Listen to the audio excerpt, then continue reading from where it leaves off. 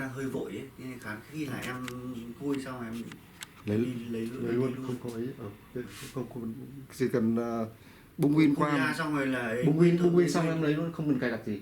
Vâng. Ok rồi. Con này 7370 này, 7370. Con này là 13 inch, có i5 thế thứ 8.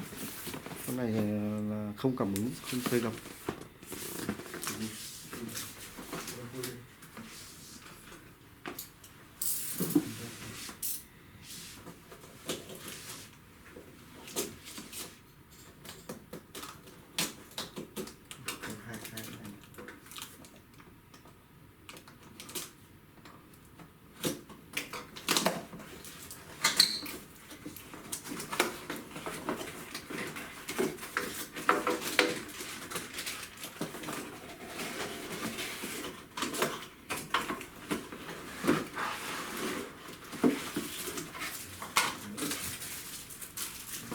Nó chỉ có đúng cái này.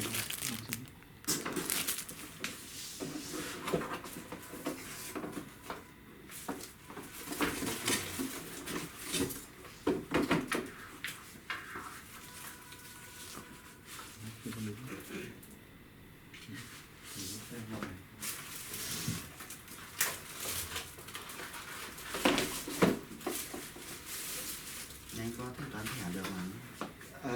Chuyển khoản, em chuyển khoản cho anh. Không chuyển được. Vậy, mức phí. Nếu em rút rút tiền mặt thì anh trả cho em cái phí rút tiền mặt. Thì nếu mà quẹt thẻ thì thứ nhất là anh lấy chậm muộn mất tiền nó vào tài khoản mất một ngày. Hai nữa là nó bị tính phí. Trả nên mình thẻ tín dụng. Thôi rồi được, không sao cả. Cái đấy là phương án lựa chọn duy nhất à? Vâng. Duy nhất thì nếu mà chuyển khoản được cho anh nhưng mà càng nhiều càng tốt, còn lại thì có thẻ cũng được. Để xem bây giờ thì Đấy, xem trong tài khoản có bao nhiêu chuyển cho anh. còn chưa đầy 5 triệu mà. Ok. Chưa đầy 5 triệu. Thì có bao nhiêu chuyển hết thì không còn lại. Đây này, HB2VJP2. B2VJP2. Cấu hình của nó này. i5 8250 8 cấu hình. Rồi. Battery. Action.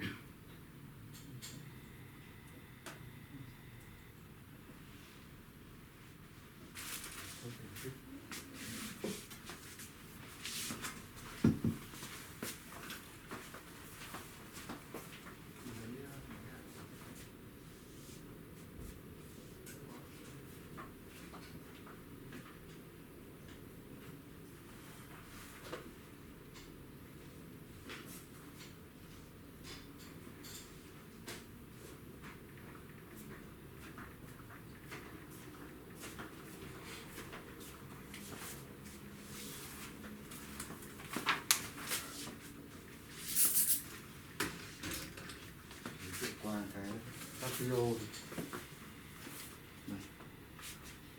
Cái quen em mua mấy chiếc ở bên Hàn Lab 6 chiếc rồi. Và 6 rồi.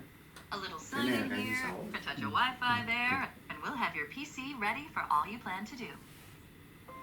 Use your voice or the keyboard along the way, and if you'd like me to stay quiet, just select the little microphone icon towards the bottom of your screen.